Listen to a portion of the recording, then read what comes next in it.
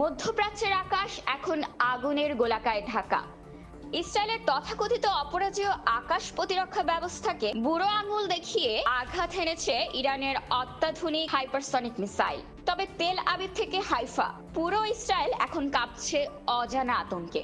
এই প্রথম কোনো দেশ সরাসরি হাইপারসনিক প্রযুক্তি ব্যবহার করে ইসরায়েলের ভেতর আঘাত হানার দাবি করেছে।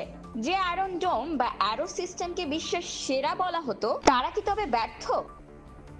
গত কয়েক ঘন্টায় ইসরায়েলের আকাশ সীমায় নেমে এসেছে এক ভয়াবহ ধ্বংসলীলা।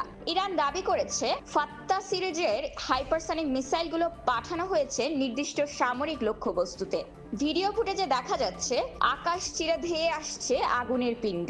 আয়রন ডোম কিংবা অ্যারো 3 সিস্টেমগুলো এই সিস্টেমগুলোকে ঠেকাতে কার্যত ব্যর্থ হয়েছে। প্রশ্ন জাগতে পারে, ইসরায়েলের মতো শক্তিশালী ডিফেন্স থাকা সত্ত্বেও এই হামলা সফল হলো কিভাবে? তোটা হলো গতি এবং ম্যানুভারেবিলিটি। এই মিসাইলগুলো সাধারণত শব্দের চেয়ে 5 থেকে 10 গুণ বেশি গতিতে, অর্থাৎ ম্যাক 5 বা তার চেয়ে বেশি গতিতে চলে।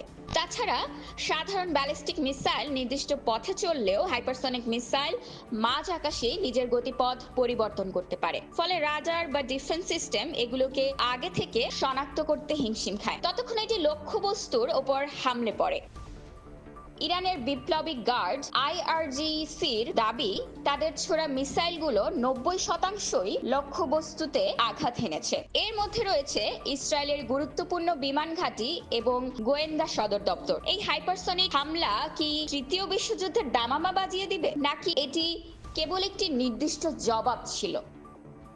ইসরায়েল কি পারবে তাদের আকাশ প্রতিরক্ষা ব্যবস্থাকে হাইপারসনিক মিসাইলের উপযোগী করে আপডেট করতে, নাকি নতুন এই প্রযুক্তির কাছে অসহায় হয়ে পড়বে তাদের দাম্ভিকতা?